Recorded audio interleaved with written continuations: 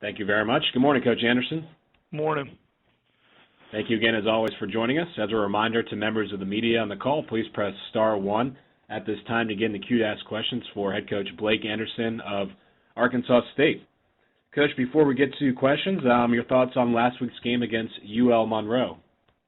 Probably our most complete game we've played all year, definitely the first half in all three phases.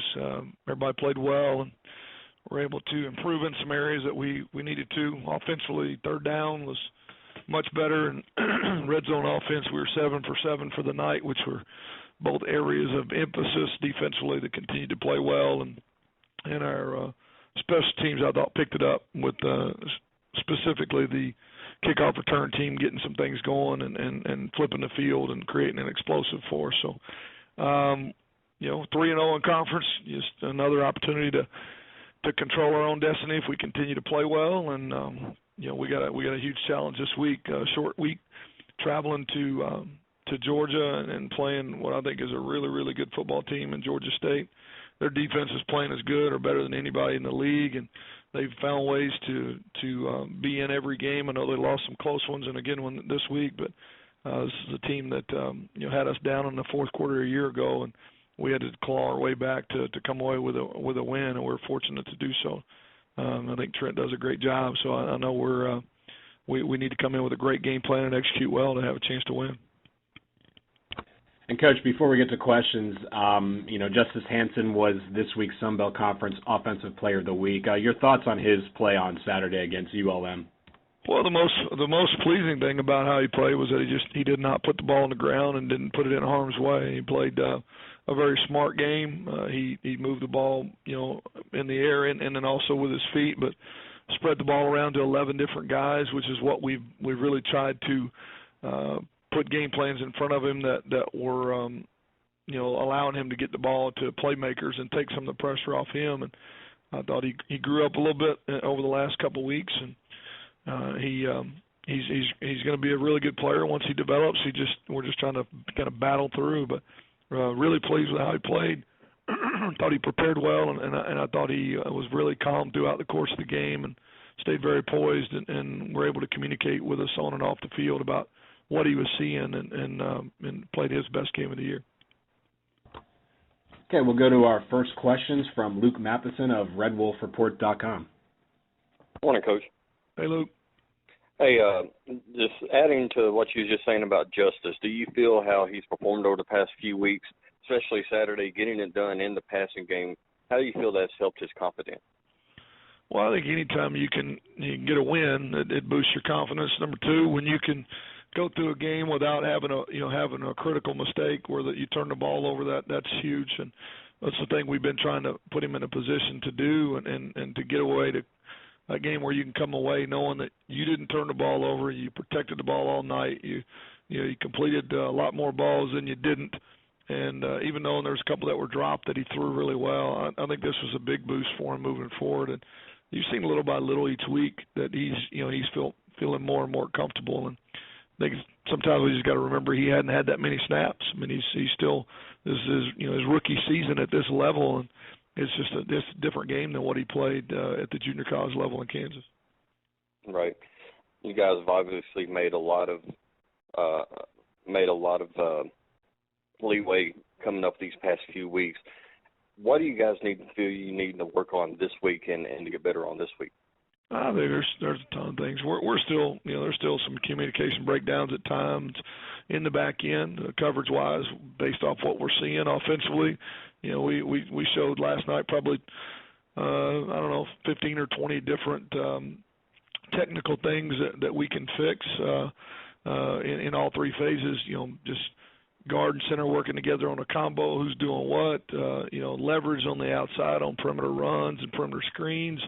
To a couple progressional things a quarterback can do, even in our special teams, just pass and aim at points and lanes. And now I think we need to continue to improve. We're still not playing at our very best. We played our best half of football for sure this year, but I still think there's still better football ahead of us if we continue to improve. So I'd say we can improve all the way across the board.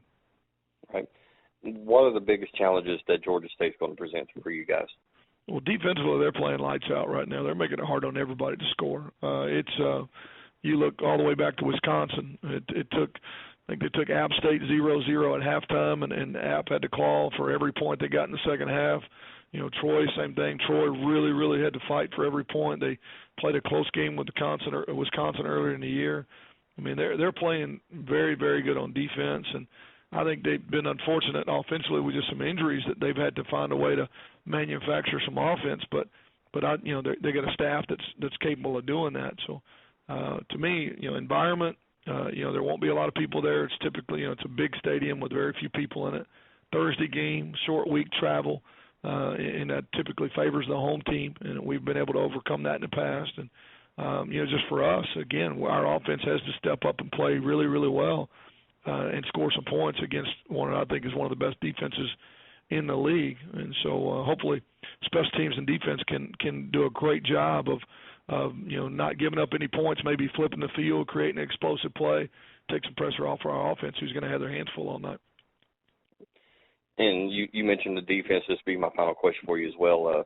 Defensive line has really, the past couple of games more especially, seems to be getting the job done. Waylon Roberson, Chris Odom, Javon Roland-Jones, guys like that. How do you feel they're performing right now? I think they've played great all year. We just more and more confidence each week, creating pressure, especially when we can get people in a must-pass scenario where everybody kind of pin their ears back. The biggest play from scrimmage this past week in the throw game was a screen where they're obviously utilizing our pass rush against us, but we've been able to make people one-dimensional each week, and then we've been able to cut loose and turn the pass rush on, and they've all done a great job. I'm thinking Darius Rosser's playing his best right now and was able to create some pressure and didn't get credit for a sack, but definitely was in the vicinity and created movement and pocket presence. So if we can stay healthy there and keep playing that way, I mean, it's a huge, huge asset to our defense. And, we're going to need them to be this week. Like I said, our defense is going to have to play lights out to keep the score down, because it's going to be a challenge for our offense to get in the end zone. Nobody's been able to score a lot of points on these guys. And we'll go to our next questions from Jeff Reed of A-State Nation. Hey, Blake. Hey, Jeff. After you guys kind of hit, I guess, was rough way to say it, was rock bottom at UCA, that loss, what all did you guys exactly change in your preparation and practices going forward? We really didn't change anything in our preparation. We just focused in on the details, just talked about being more accountable as players and coaches for every little detail. You get back to being willing to be physical. I think if you would say we made a change, probably the thing is we got more physical in practice. We hit more. We worked against each other more, good on good. Less scout teamwork. Kind of went back to the speed of the game and the competitive nature of the game, and really being willing to put face on face each day in practice. And there's a risk involved with that. There's obviously a risk of injury when you do that a good bit during the season, but we just felt like it brought back the physical nature of play that we look for on game day, and we thought it helped prepare us better because you're going against a faster, more aggressive, more physical opponent every day in practice, and all of that has carried over to game time. But mainly just players and coaches, just do your job the best you can. The process doesn't need to be changed. We just need to be a little bit more critical, a little bit more accountable, a little bit more detail-oriented, and we'll start seeing some things move our way. To make it simple, we talked about out-hitting the opponent and outworking the opponent, and that's really what we've tried to do. Last thing, Devin Mundy's status for Thursday? It's questionable at this point. It's hard to tell. We really, without no practice yesterday, didn't really get to evaluate him.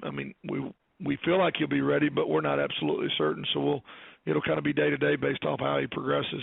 Brandon Berg actually played against these guys last year. He was our starting center against Georgia State a year ago and did a great job and came in the other night and played well. We'll be ready to go with him if need be, but I would expect he'll be ready by game time. But it's still day to day. Thank you. Sure. Thank you very much, Jeff, and thank you, Coach Anderson. Those are all the questions we have for you today. We appreciate it. Thanks.